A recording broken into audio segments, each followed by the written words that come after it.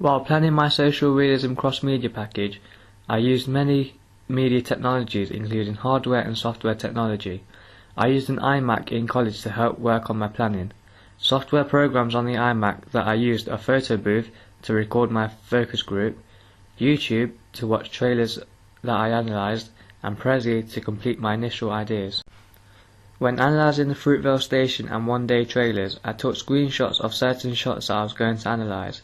To do this, I had to hold on to Command Shift and 4 together.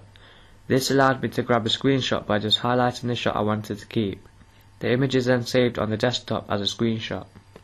When constructing my cross-media packages, I used a digital camera to record my trailer and an SLR camera to take pictures for my poster and website.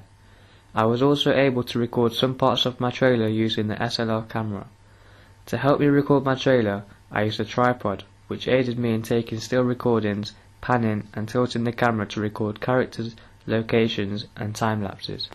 To record narration that went over my trailer, I used a dictaphone.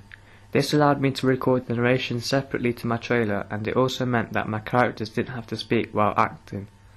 Using the dictaphone also made the voice much clearer compared to when the characters spoke whilst filming.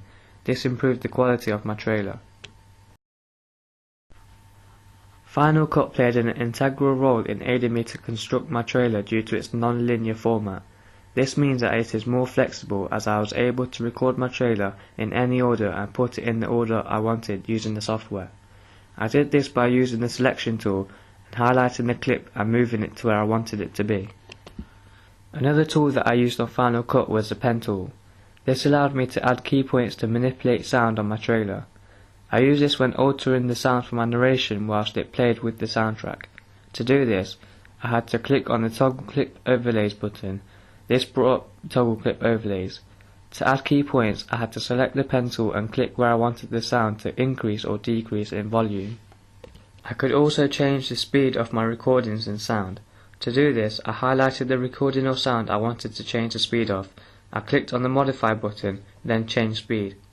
In the rate box is a percentage. To increase the speed, I typed in a higher percentage, and to decrease the speed, I typed in a lower percentage.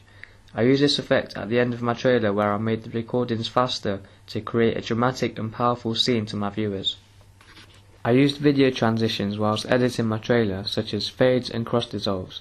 To do this, I clicked on the Effects button, then Video Transitions, Dissolve and then Cross Dissolve. To add this in my trailer, I had to highlight the Cross Dissolve button and drag it to where I wanted it to go in my trailer. To import files from the camera, I used a SD card and placed it in the iMac. I then opened up the folder that all my recordings were in and dragged them onto my desktop. I used the Login Transfer button on Final Cut to import my recordings onto the program. A further use of technology I showed was importing and exporting files to and from my desktop. For example, when creating a time-lapse, I had to import the recording into Final Cut. I then had to export it to my desktop as an MOV file and import it again to Final Cut. Another software program that I used when constructing my cross-media package was Photoshop. I used this program to design my poster, website, review quotes for my trailer, billing block and my title and coming soon shots, which are at the end of my trailer. When designing my poster, I used a text box to type in my title, review quotes and billing block. I have put an effect on the title. To do this, I double clicked on the layer and this brought up the layer style options. I chose the bevel and emboss option and chose to add a texture on my title. I had to merge the image of my characters and the image of the background together. I did this by watching a tutorial video on YouTube and followed the steps one at a time. The techniques I learnt were how to produce a new fill or adjustment layer and how to set the blending mode for the layer. Prezi, which is a cloud-based presentational software, was used in the planning process for my initial ideas and also for question 2 of my evaluation. As this is a cloud-based software, it can be viewed anywhere as data is saved digitally. Prezi also allows you to upload videos and embed them into blogs. This benefited me as I could upload my Prezi onto my WordPress blog. I used GarageBand to find a soundtrack that could go on top of my trailer.